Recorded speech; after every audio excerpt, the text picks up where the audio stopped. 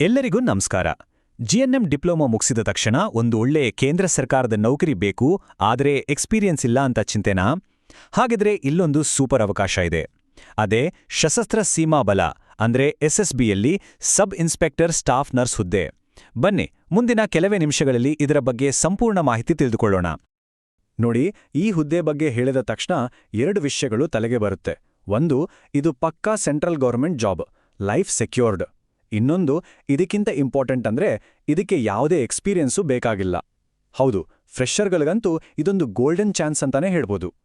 ಸರಿ, ಈ ಎಸ್ಎಸ್ಬಿ ಅಂದ್ರೆ ಏನು ಅಂತ ಯೋಚನೆ ಮಾಡ್ತಿರ್ಬೋದು. ಸಿಂಪಲ್ ಆಗಿ ಹೇಳೋದಾದ್ರೆ, ಇದು ನಮ್ಮ ಭಾರತ ಸರ್ಕಾರದ ಗೃಹ ಸಚಿವಾಲಯದ ಅಡಿಯಲ್ಲಿ ಬರೋ ಒಂದು ಸೆಂಟ್ರಲ್ ಆರ್ಮ್ಡ್ ಪೊಲೀಸ್ ಫೋರ್ಸ್. ಅಂದ್ರೆ ಯೋಚನೆ ಮಾಡಿ, ಇದು ಬರೀ ಒಂದು ನರ್ಸಿಂಗ್ ಕೆಲಸ ಅಲ್ಲ, ಇದರ ಜೊತೆಗೆ ದೇಶ ಸೇವೆ ಮಾಡುವ ಒಂದು ದೊಡ್ಡ ಅವಕಾಶ ಕೂಡ. ಹಾಗಿದ್ರೆ ಬನ್ನಿ, ಮೊದಲನೇದಾಗಿ ಈ ಕೆಲಸಕ್ಕೆ ಸೇರಿದ್ರೆ ಏನೆಲ್ಲ ಸಿಗುತ್ತೆ ಅಂತ ನೋಡೋಣ. ಸಂಬಳ, ಸೌಲಭ್ಯಗಳು, ಹುದ್ದೆಯ ವಿವರ ಎಲ್ಲವನ್ನೂ ಒಂದೊಂದಾಗಿ ತಿಳಿದುಕೊಳ್ಳೋಣ. ಈ ಸಲದ ನೇಮಕಾತಿಯಲ್ಲಿ ಇರೋದು ಒಟ್ಟು 10 ಸಬ್ ಇನ್ಸ್ಪೆಕ್ಟರ್ ಸ್ಟಾಫ್ ನರ್ಸ್ ಪೋಸ್ಟ್ಗಳು. 10 ಅಂತ ತಕ್ಷಣ ಅಯ್ಯೋ ಇಷ್ಟೇನಾ ಅಂತ ಅನ್ಸ್ಬೋದು. ಆದ್ರೆ ನೆನ್ಪಿಡಿ, ಇದೊಂದು ಪ್ಯಾರಾಮಿಲಿಟರಿ ಫೋರ್ಸ್ ಒಳಗಿನ ತುಂಬಾನೇ ಸ್ಪೆಷಲ್ ಮತ್ತೆ ಗೌರವ ಇರುವ ಹುದ್ದೆ. ಈ 10 ಪೋಸ್ಟ್ಗಳನ್ನ ಹೇಗೆ ಹಂಚಿದ್ದಾರೆ ಅಂದ್ರೆ, ಸಾಮಾನ್ಯ ವರ್ಗದವರಿಗೆ 7, ಆಮೇಲೆ ಒಬಿಸಿ, ಎಸ್ಸಿ ಮತ್ತೆ ಎಸ್ಟಿ ವರ್ಗದವರಿಗೆ ತಲಾ ಒಂದೊಂದು ಪೋಸ್ಟ್.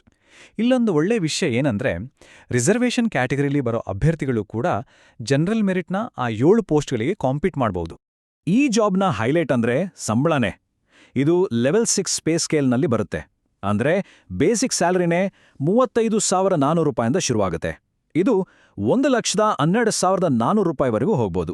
ಅಷ್ಟೇ ಅಲ್ಲ, ಇದರ ಜೊತೆ ಡಿಎ, ರೇಷನ್ ಮನಿ, HRA ಅಂತ ಬೇರೆ ಎಲ್ಲ ಅಲೋನ್ಸ್ಗಳು ಸೇರಿ ಕೈಗೆ ಒಂದು ಒಳ್ಳೆ ಸಂಬಳ ಬರುತ್ತೆ.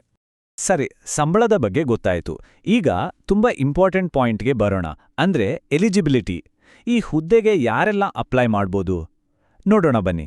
ಮೊದಲಿಗೆ ಏಜ್ ಲಿಮಿಟ್ ಚೆಕ್ ಮಾಡೋಣ. ಜನರಲ್ ಮತ್ತೆ EWS ಕ್ಯಾಟಗರಿಯಲ್ಲಿದ್ರೆ ಗರಿಷ್ಠ ವಯಸ್ಸು 30 ವರ್ಷ. ಅದೇ ಒಬಿಸಿ ಅಭ್ಯರ್ಥಿಗಳಿಗೆ 3 ವರ್ಷ ರಿಲ್ಯಾಕ್ಸೇಷನ್ ಇದೆ, ಅಂದ್ರೆ 33 ವರ್ಷದವರೆಗೆ ಅಪ್ಲೈ ಮಾಡ್ಬೋದು. SC/ST ಅಭ್ಯರ್ಥಿಗಳಿಗೆ 5 ವರ್ಷ ರಿಲ್ಯಾಕ್ಸೇಷನ್, ಸೊ 35 ವರ್ಷದವರೆಗೂ ಅವಕಾಶ ಇರುತ್ತೆ. ಓಕೆ, ಏಜ್ ಲಿಮಿಟ್ ಆಯ್ತು. ಈಗ ಎಜುಕೇಷನಲ್ ಕ್ವಾಲಿಫಿಕೇಷನ್ ಬಗ್ಗೆ ಮಾತಾಡೋಣ. ಇದು ತುಂಬಾ ಮುಖ್ಯವಾದ ವಿಷಯ. ಇಲ್ಲಿ ಶೈಕ್ಷಣಿಕ ಅರ್ಹತೆ ವಿಷಯದಲ್ಲಿ ಒಂದು ಸಣ್ಣ ಟ್ವಿಸ್ಟ್ ಇದೆ, ಗಮನ ಇಟ್ಕೇಳಿ. ಜಿಎನ್ಎಂ ಡಿಪ್ಲೊಮಾ ಮಾಡಿರ್ಬೇಕು ನಿಜ, ಆದ್ರೆ ಯಾವ ವರ್ಷದಲ್ಲಿ ಪಾಸ್ ಆಗಿದ್ದೀರಿ ಅನ್ನೋದ್ರ ಮೇಲೆ ಕಂಡೀಷನ್ಸ್ ಇದೆ. ನೋಡಿ, 2008ಕ್ಕಿಂತ ಮುಂಚೆ ಪಾಸ್ ಆಗಿದ್ರೆ 3 ವರ್ಷದ ಡಿಪ್ಲೊಮಾ ಸಾಕು. 2008ರಿಂದ 2015ರ ಮಧ್ಯದಲ್ಲಿ ಪಾಸ್ ಆಗಿದ್ರೆ 3 ವಲಯ ವರ್ಷದ ಡಿಪ್ಲೊಮಾ ಬೇಕು.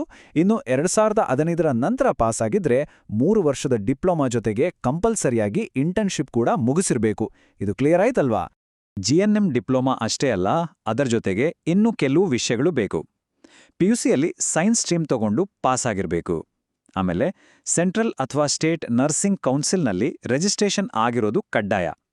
ಇಲ್ಲಿ ಮತ್ತೊಂದು ಒಳ್ಳೆಯ ವಿಷಯ ಏನಂದ್ರೆ, ಪುರುಷ ಅಭ್ಯರ್ಥಿಗಳು, ಮಹಿಳಾ ಅಭ್ಯರ್ಥಿಗಳು ಇಬ್ರೂ ಈ ಹುದ್ದೆಗೆ ಅಪ್ಲೈ ಮಾಡಬಹುದು. ಸರಿ, ಈಗ ಎಲ್ಲ ಅರ್ಹತೆಗಳು ಇದೆ ಅಂತ ಅಂದುಕೊಳ್ಳೋಣ. ಹಾಗಿದ್ರೆ ಮುಂದಿನ ಸ್ಟೆಪ್ ಏನು? ಆನ್ಲೈನ್ನಲ್ಲಿ ಅಪ್ಲಿಕೇಶನ್ ಹಾಕೋದು ಹೇಗೆ? ಬನ್ನಿ, ಸ್ಟೆಪ್ ಬೈ ಸ್ಟೆಪ್ ಗೈಡ್ ಇಲ್ಲಿದೆ. ಅಪ್ಲಿಕೇಶನ್ ಹಾಕೋದು ತುಂಬಾ ಸುಲಭ. ಮೊದಲು SSBಯ ಅಫಿಷಿಯಲ್ ರಿಕ್ರೂಟ್ಮೆಂಟ್ ವೆಬ್ಸೈಟ್ಗೆ ಹೋಗಬೇಕು. ಅಲ್ಲಿ ನಿಮ್ಮ ಪರ್ಸನಲ್ ಮತ್ತೆ ಎಜುಕೇಷನಲ್ ಡೀಟೇಲ್ಸ್ ಎಲ್ಲ ಫಿಲ್ ಮಾಡಿ. ಇಲ್ಲಿ ಒಂದು ಟೆಕ್ನಿಕಲ್ ಪಾಯಿಂಟ್ ತುಂಬಾ ಮುಖ್ಯ.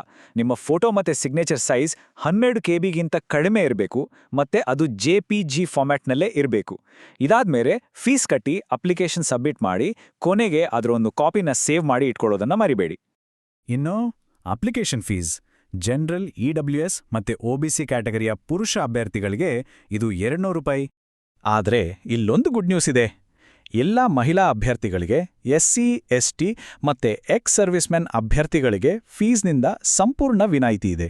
ಅಂದ್ರೆ ಯಾವುದೇ ಶುಲ್ಕ ಕಟ್ಟಬೇಕಾಗಿಲ್ಲ. ಈಗ ನಾನು ಹೇಳೋ ವಿಷಯವನ್ನ ದಯವಿಟ್ಟು ತುಂಬಾ ಸೀರಿಯಸ್ ಆಗಿ ತಗೊಳ್ಳಿ. ಅಪ್ಲಿಕೇಶನ್ ತುಂಬುವಾಗ ನಿಮ್ಮ ಹೆಸರು, ತಂದೆಯ ಹೆಸರು ಮತ್ತೆ ಹುಟ್ಟಿದ ದಿನಾಂಕ, ಇವು 3 ನಿಮ್ಮ 10ನೇ ಕ್ಲಾಸ್ ಮಾರ್ಕ್ಸ್ ಕಾರ್ಡಲ್ಲಿ ಹೇಗಿದೆಯೋ ಅಕ್ಷರಶಃ ಸ್ಪೆಲ್ಲಿಂಗ್, ಸ್ಪೇಸ್ ಎಲ್ಲವೂ ಸೇರಿ ಹಾಗೇ ಇರಬೇಕು. ಒಂದು ಸಣ್ಣ ತಪ್ಪಾದರೂ ಅಪ್ಲಿಕೇಶನ್ ರಿಜೆಕ್ಟ್ ಆಗೋ ಚಾನ್ಸ್ ಇರುತ್ತೆ.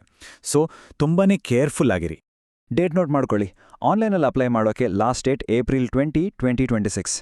ಕೊನೆ ದಿನದವರೆಗೂ ಕಾಯೋಕೆ ಹೋಗ್ಬೇಡಿ, ಮೊದಲೇ ಮುಗಿಸ್ಬಿಡಿ. ಹಾಗಿದ್ರೆ ನಮ್ಮ ಕೊನೆಯ ಭಾಗಕ್ಕೆ ಬರೋಣ, ಸೆಲೆಕ್ಷನ್ ಪ್ರೋಸೆಸ್. ಸರಿ, ಅಪ್ಲಿಕೇಶನ್ ಎಲ್ಲ ಹಾಕಿದ್ಮೇಲೆ ಮುಂದೆ ಏನ್ ಕಥೆ, ಸೆಲೆಕ್ಷನ್ ಹೇಗೆ ನಡೆಯುತ್ತೆ ಅಂತ ನೋಡೋಣ. ಸೆಲೆಕ್ಷನ್ ಪ್ರೋಸೆಸ್ನಲ್ಲಿ ಒಟ್ಟು 4 ಸ್ಟೇಜ್ಗಳಿವೆ. ಫಸ್ಟ್ ಬರೋದು ಫಿಸಿಕಲ್ ಸ್ಟ್ಯಾಂಡರ್ಡ್ ಟೆಸ್ಟ್, ಅಂದ್ರೆ PST. ಅದರಲ್ಲಿ ಪಾಸಾದ್ರೆ ಕಂಪ್ಯೂಟರ್ ಬೇಸ್ಡ್ ರಿಟನ್ ಎಕ್ಸಾಮ್. ಅದನ್ನೂ ಕ್ಲಿಯರ್ ಮಾಡಿದ್ಮೇಲೆ ಡಾಕ್ಯುಮೆಂಟ್ ವೆರಿಫಿಕೇಷನ್.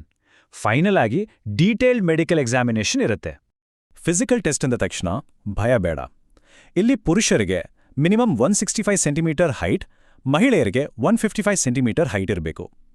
ಎಲ್ಲಕ್ಕಿಂತ ಮುಖ್ಯವಾದ ರಿಲ್ಯಾಕ್ಸ್ ಆಗೋ ವಿಷಯ ಏನಂದ್ರೆ, ಈ ಪೋಸ್ಟ್ಗೆ running, long jump, high jump ತರಹ ಯಾವುದೇ ಫಿಸಿಕಲ್ ಎಂಡ್ಯೂರೆನ್ಸ್ ಟೆಸ್ಟ್ ಅಂದ್ರೆ PET ಇರೋದಿಲ್ಲ. ಕೇವಲ ಹೈಟ್ ಮತ್ತೆ ಚೆಸ್ಟ್ ಮೆಜರ್ಮೆಂಟ್ ಇರೋ PST ಮಾತ್ರ ಇರುತ್ತೆ. ಇದು ತುಂಬಾ ಜನರಿಗೆ ಒಂದು ದೊಡ್ಡ ರಿಲೀಫ್. ಈಗ ರಿಟರ್ನ್ ಎಕ್ಸಾಮ್ ಬಗ್ಗೆ ನೋಡೋಣ. ಒಟ್ಟು 150 ಮಾರ್ಕ್ಸ್ಗೆ ಪರೀಕ್ಷೆ ಇರುತ್ತೆ. ಇದರಲ್ಲಿ ದೊಡ್ಡ ಪಾಲೆ ನಿಮ್ಮ ಸಬ್ಜೆಕ್ಟ್ಗೆ. ಹೌದು, ನರ್ಸಿಂಗ್ ವಿಷಯಕ್ಕೆ ಬರೋಬ್ಬರಿ 100 ಮಾರ್ಕ್ಸ್ ಮೀಸಲಿಟ್ಟಿದ್ದಾರೆ. ಉಳಿದ 50 ಮಾರ್ಕ್ಸ್ಗೆ ಜನರಲ್ ನಾಲೆಡ್ಜ್, ಮ್ಯಾಥ್ಸ್, ರೀಸನಿಂಗ್ ಮತ್ತೆ ಲ್ಯಾಂಗ್ವೇಜ್ ಇರುತ್ತೆ. ಸೊ ನಿಮ್ಮ ಕೋರ್ ಸಬ್ಜೆಕ್ಟ್ ಮೇಲೆ ಫೋಕಸ್ ಮಾಡೋದು ತುಂಬಾ ಮುಖ್ಯ. ಈ ಎಕ್ಸಾಮ್ ಪಾಸ್ ಮಾಡೋಕ್ ಬೇಕಾಗಿರೋ ಮಿನಿಮಮ್ ಮಾರ್ಕ್ಸ್ ಎಷ್ಟು ಅಂದೆ, ಜನರಲ್, EWS ಮತ್ತೆ OBC ಅಭ್ಯರ್ಥಿಗಳು ಕನಿಷ್ಠ 50% ಸ್ಕೋರ್ ಮಾಡಬೇಕು. ಅದೇ SC/ST ಅಭ್ಯರ್ಥಿಗಳು 45% ಸ್ಕೋರ್ ಮಾಡಿದ್ರೆ ಸಾಕು.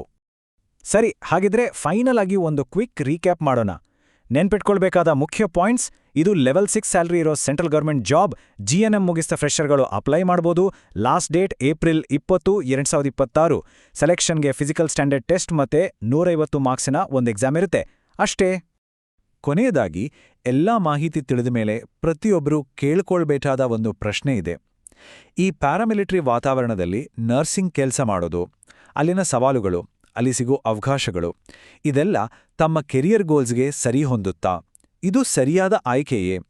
ಈ ಬಗ್ಗೆ ಯೋಚನೆ ಮಾಡಿ ಆಮೇಲೆ ನಿರ್ಧಾರ ತೆಗೆದುಕೊಳ್ಳಿ.